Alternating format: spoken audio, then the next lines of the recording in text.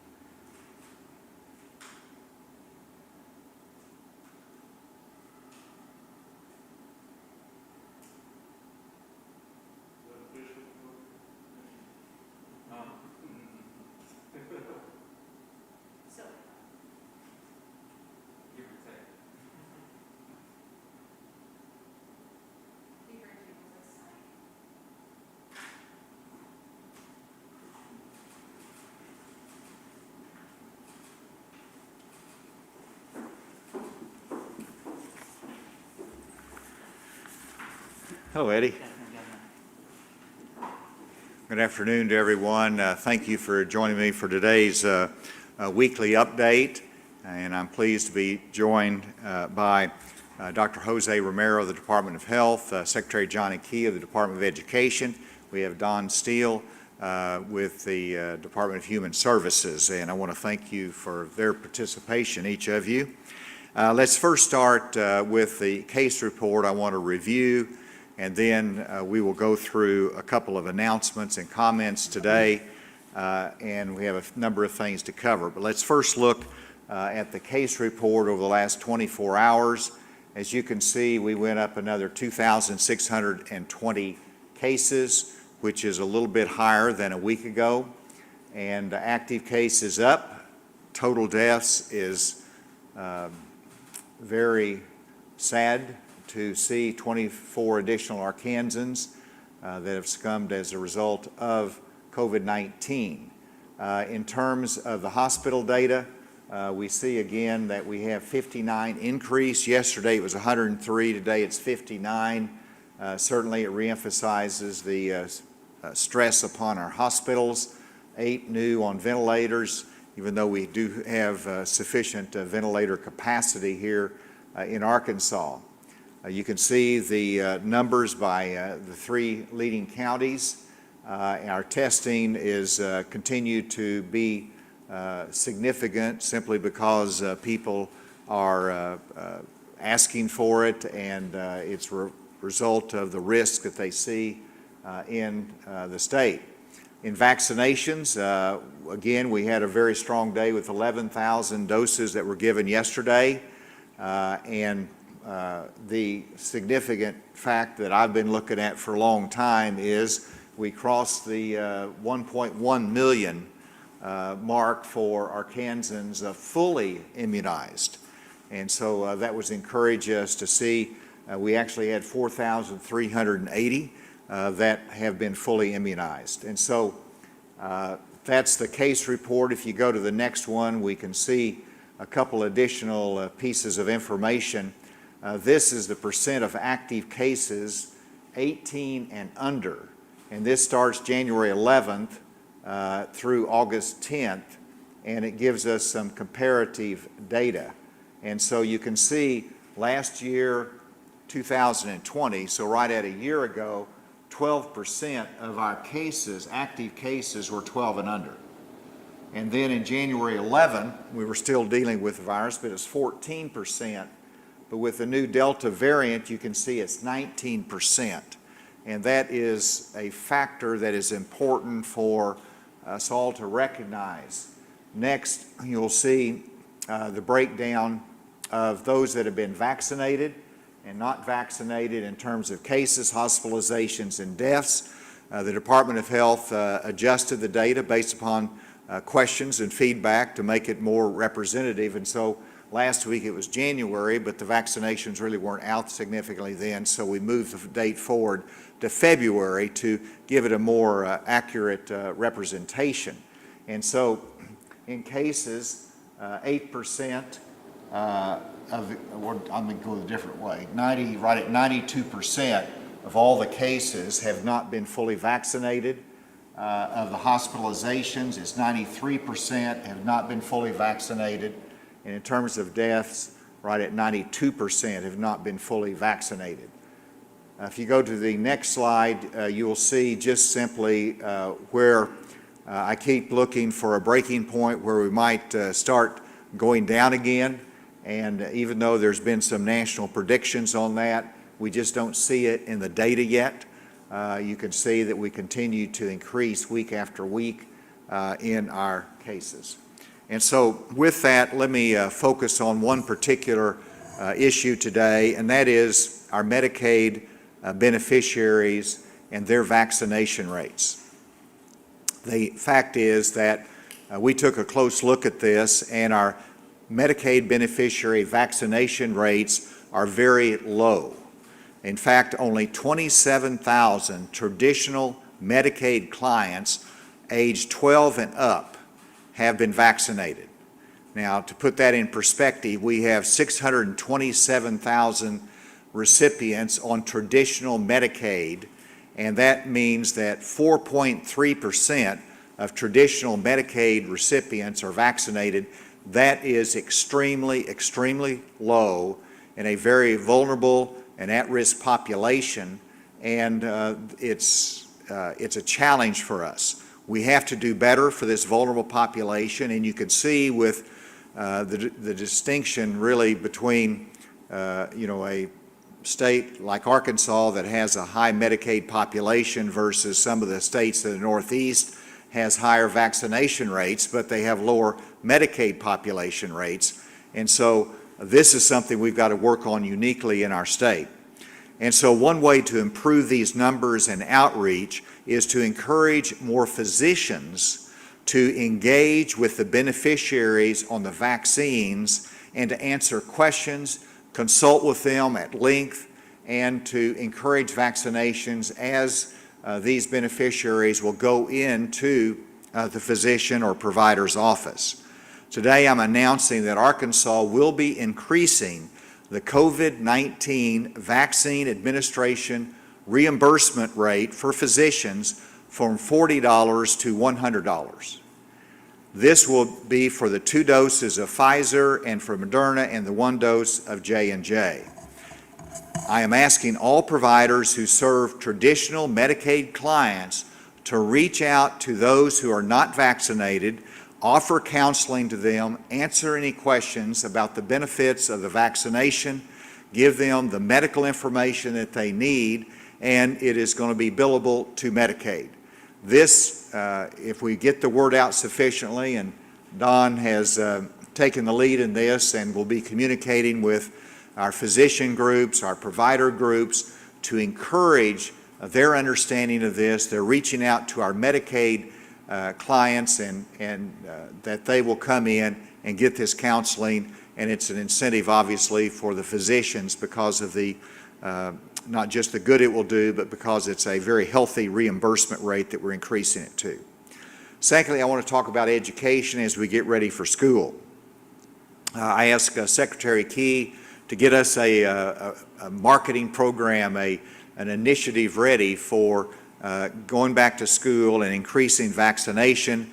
So I'm pleased to announce that they have adopted Stop the Hesitation, Get the Vaccination program for our schools, and they will be working closely with our schools to increase the number of clinics that they have, to encourage this with marketing tools throughout the state to encourage continued vaccination of those that are 12 and above. And then secondly, we're looking at a supply of high-efficiency filtration masks that we can make available for the schools. And I recognize that the schools are making different decisions, and that's the prerogative they have. But regardless of whether they have a mask mandate in the school or not, there's going to be children that come there that need masks, that maybe they got rid of their masks last year. We want to help the school districts have an adequate supply of that, particularly the high-efficiency filtration mask, and we hope that that will be available before school or soon thereafter. We're working very hard to get that supply ready. And so with that, I have some other comments, but I got a feeling you might be asking questions that will lead to those. And so let me ask Dr. Romero if he'll come and make his comments, followed by Secretary Keith.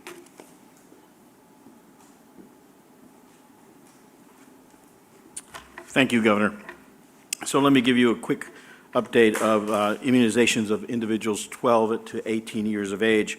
So at this time, we have 58% of that population has received a single dose, and 36% has received a single dose, and 20% have received a full dose, full immunizing series. It's important to note that these children are at risk, that we are seeing significant increases in the number of individuals within that age group and younger hospitalized, and that the protection really is for the 12 to 18-year-olds. For individuals younger than that, it's very important that they be encouraged to wear masks when in public, and specifically when they go to school. We've already had an outbreak in one school district that continues to increase in number, and we can foresee that happening as we move forward into the school year without proper masking. Thank you very much.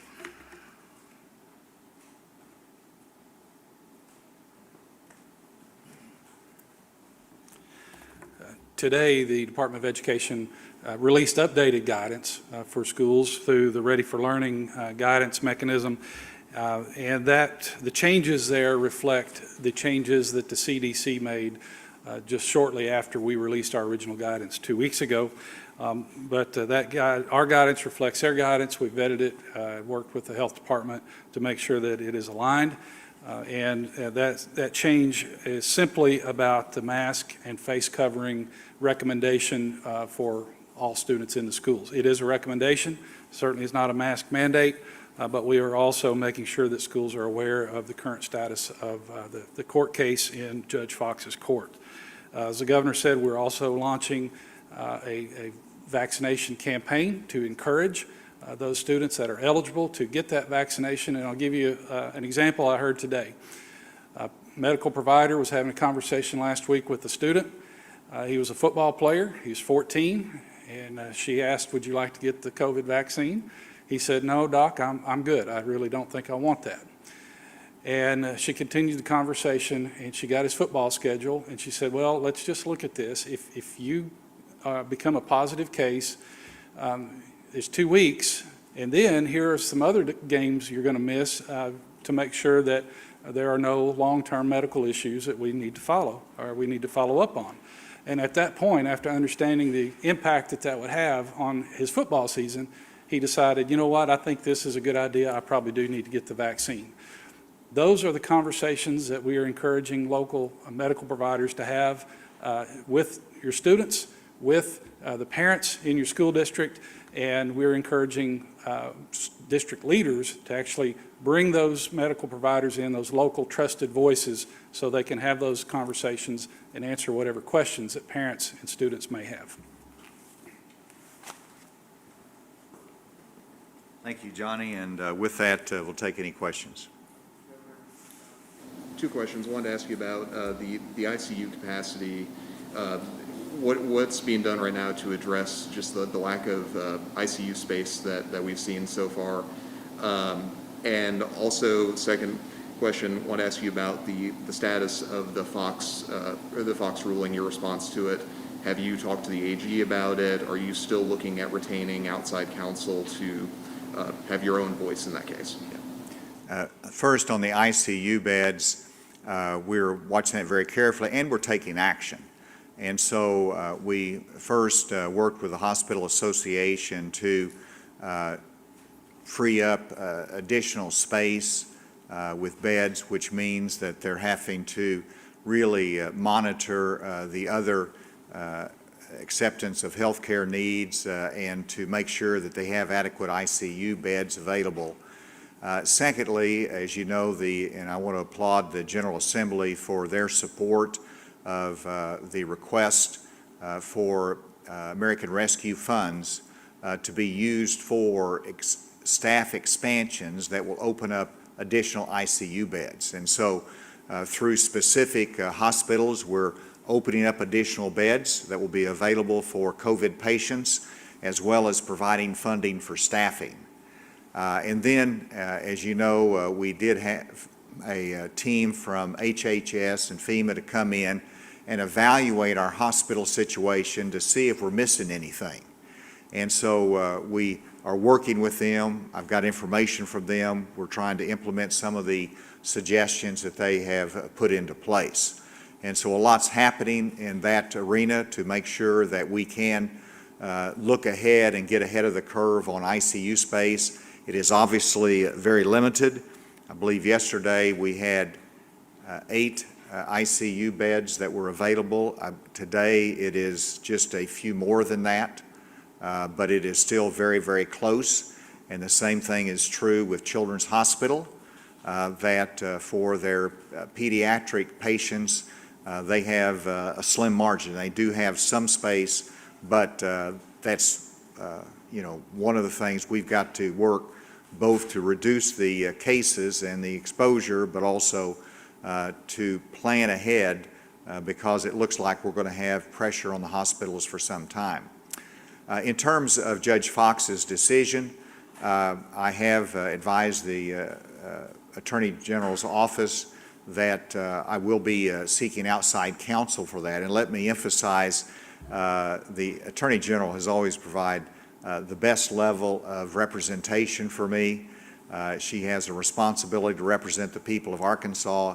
It's just that there's an inherent conflict here that's unavoidable.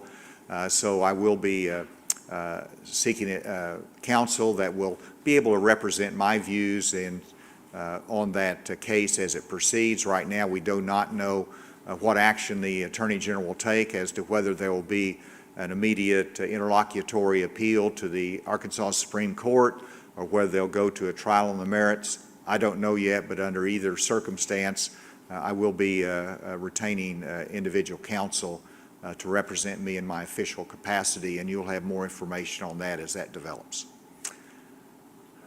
Now that Act 1002 is not in effect, what's the reason for not implementing a statewide mask mandate? And short of that, would you encourage businesses and cities, other people to require masks? No, I've said very clearly I do not support a statewide mask mandate.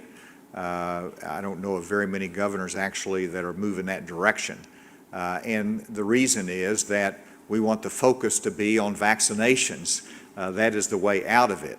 Now, CDC has recommendations that we have adopted here at the state that do recommend mask wearing in indoor space, whether vaccinated or not. That's with the Delta variant, that is the level of protection that is a recommendation that we have. But we're not going to put in place a statewide mask mandate. And with the Judge Fox's decision setting aside Act 1002, which I support, it gives local jurisdictions, including schools, that option. And I think that puts us in the right position because it's not a statewide necessity now. You look at it area by area, the recommendations are there, and the concern I've always had are those that are 12 and under that do not have a vaccine available to them, and that's the reason I wanted 1002 amended so that the schools can have the option to protect that age group. It sounds like you don't have any objection to like cities or other entities that want to require masks if they want to do it. Well, they have the independent authority to do it. I'm not in favor of it. I am in favor of the schools exercising that option, and I applaud many of them for taking those steps. But I think at this point the mask mandate is not something that is a useful tool. People know what they need to do. They have the guidelines in place, and I think it is obviously it's their prerogative, but it's not something that I'm pushing.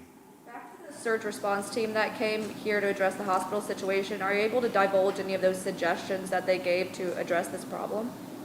Well, a number of the suggestions that they made, we've either implemented or already in the process. Now, that doesn't diminish the report, but for example, one of the recommendations that they made was on reference to monoclonal antibody administration, that they wanted us to make that more available through the hospitals. They see that it is limited, that many of the hospitals or facilities are not pushing that out, which it is such a great therapeutic. And of course, if that's successful in an outpatient clinic setting, then that's going to free up space. So that's one of their recommendations.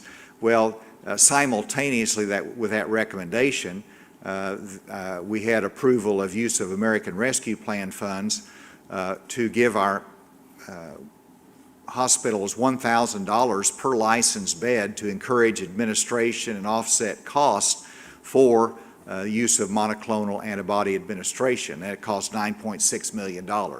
So that's just one example. Now, there's others that I would look at more carefully, but that's the only one that I can really recite as a very specific point that we are trying to address.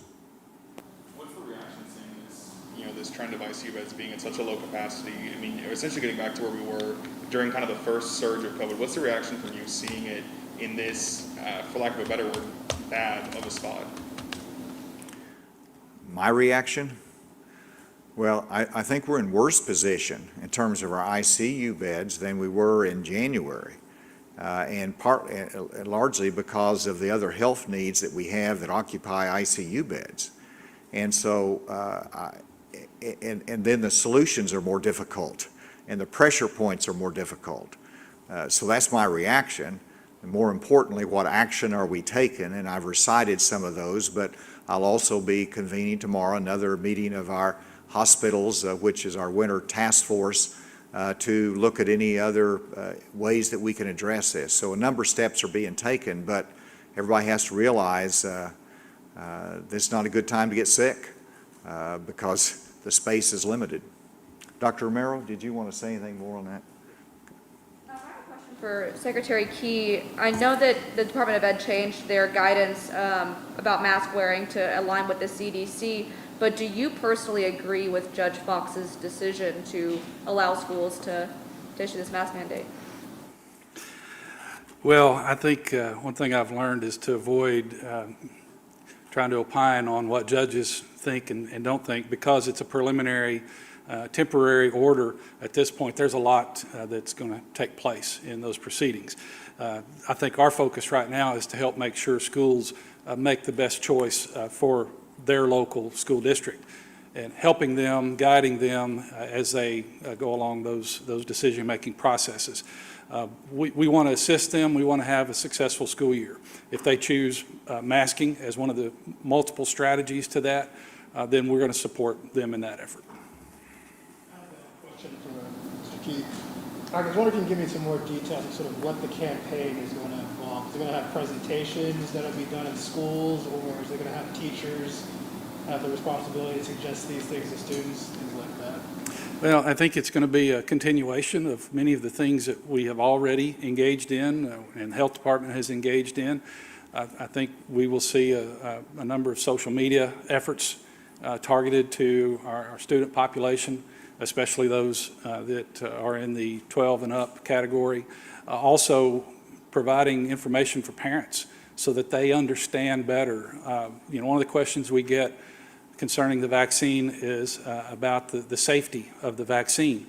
Well, the technology of the Pfizer vaccine has been under development for a number of years, but that's not information that parents have readily available. And when they do get it, it's in very technical medical terms. We want to try to boil this information down into terms that everyone can understand, and create confidence in the efficacy of the vaccine.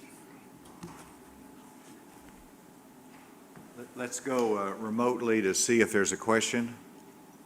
Hey, Governor, this is Chelsea Helms with KNWA in Fayetteville. I have two questions for you. My first is President Joe Biden had encouraged states to offer a $100 incentive to those who aren't yet vaccinated. Is this something that Arkansas is considering doing? And then my second question is ACHI issued a release today ultimately saying schools should consider pushing back the start date. Is this something that you think should happen? You know, what's your reaction to that overall?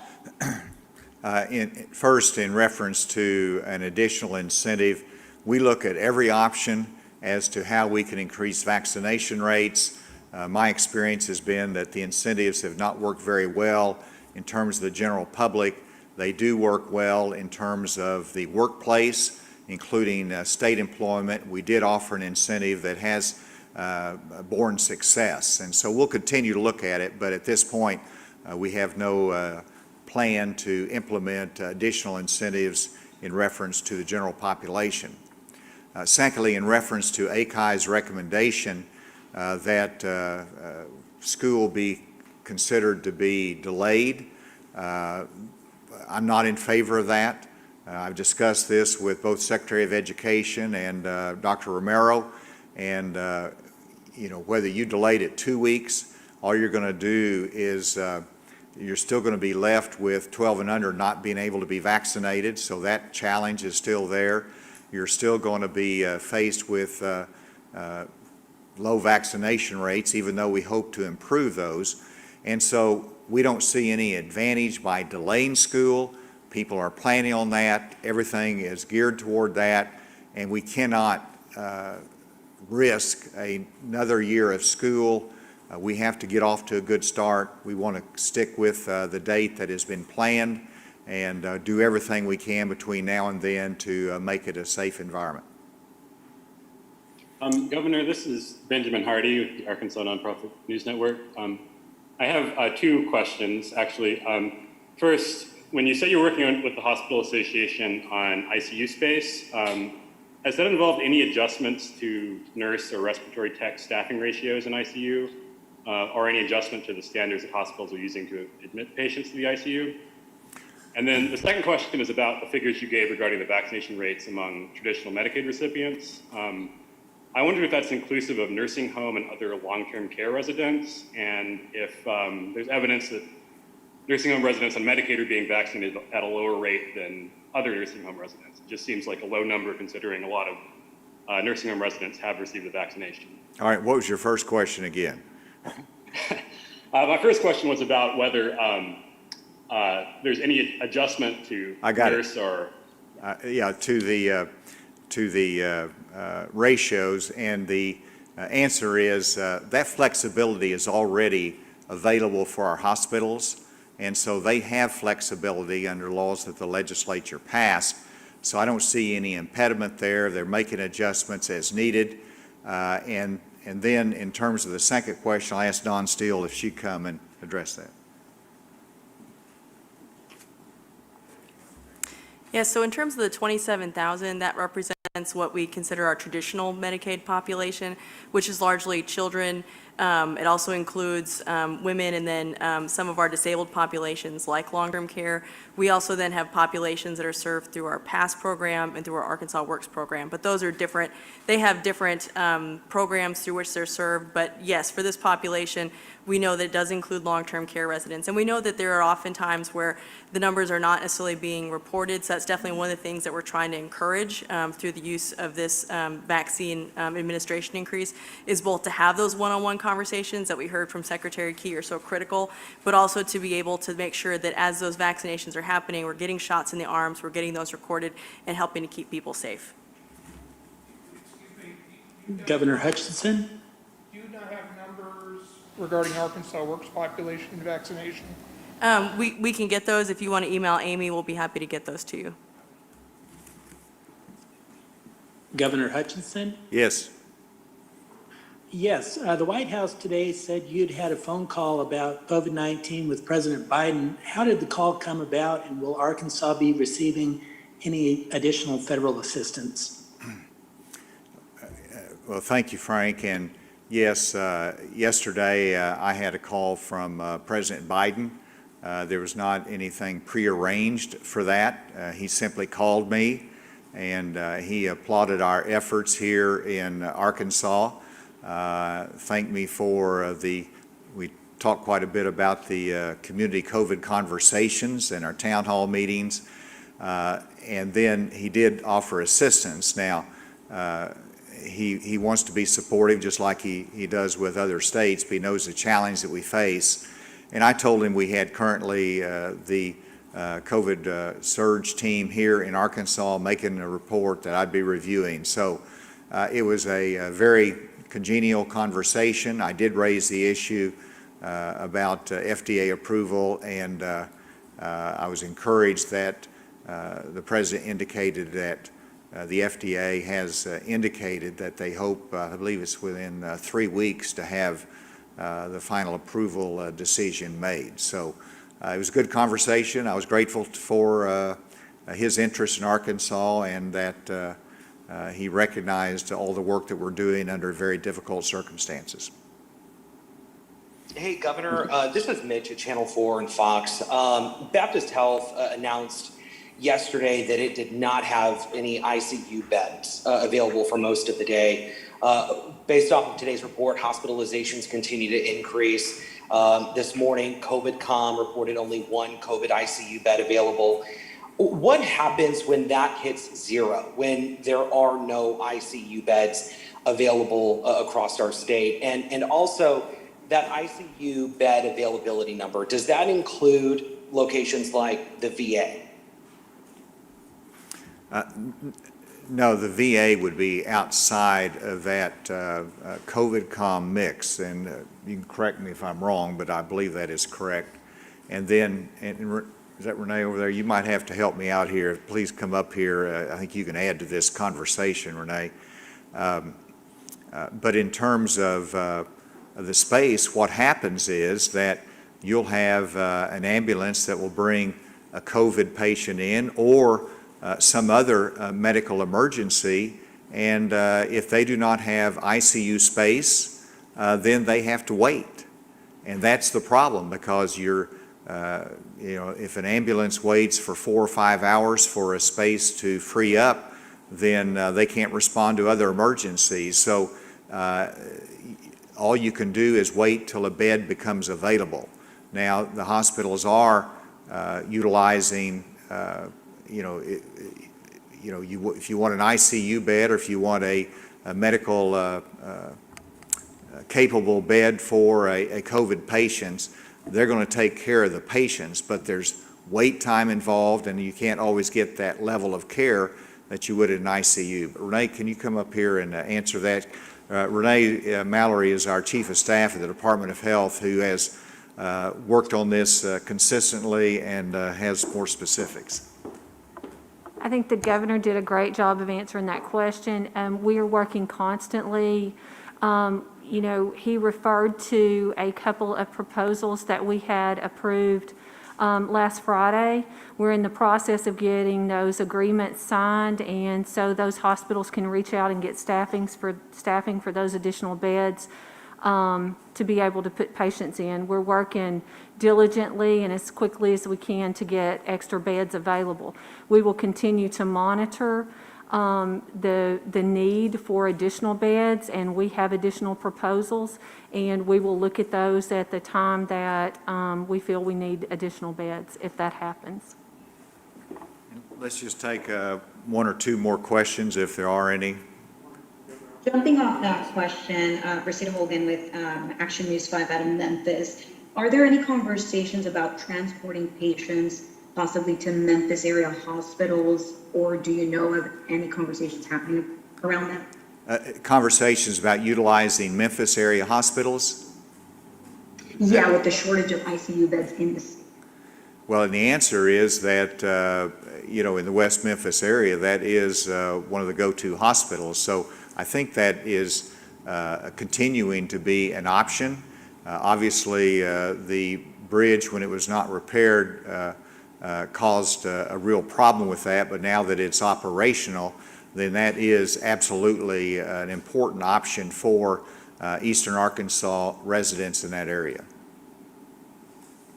One final question. Andrew, you had one, I think, and then Michael. Yeah, on the masks that you're trying to get for schools, do you have a cost estimate of how much it's going to cost for the state to get those? And what's the challenge in not being able to get those before school starts? Well, and Johnny's really worked hard on that. And can you comment as to on the time frame, Secretary Key? We've been working with Director A.J. Gary at Department of Emergency or Division of Emergency Management. And as far as the adult sizes, they have substantial quantities of masks available. The challenge is for the smaller sizes for the younger children. And since that's the population of students that do not have a vaccine available, the emphasis is to try to make those size masks. The supply chain is very limited with respect to that size. So that's the challenge right now. We have, in the previous ESSER funding under the state set-aside, we have $500,000 left from some money that we had set aside specifically for PPE. We are looking at using those funds that are available, and we are still gathering the total prices. Obviously, we'll be working very hard to get those in and drop shipped either to the co-ops or directly to the schools by the time school starts on Monday. Those one that we have in warehouse, we can get there before school starts. Yes, yes. Yeah, and just to add to that, we have ample supply in our warehouse of masks that are suitable for those older children. And so we can get those to the schools immediately. The others we will be having to get from the manufacturer, as Secretary Key said, to get those out. Mike, last question. Have you decided who you're going to hire as outside legal counsel? And will that be financed out of the governor's budget, or do you have to ask for additional appropriation? No, good question. No, that is would be out of our operational budget, so we have adequate budget for that out of the governor's office. And secondly, I have identified counsel. We're not prepared to announce it yet. Thank you.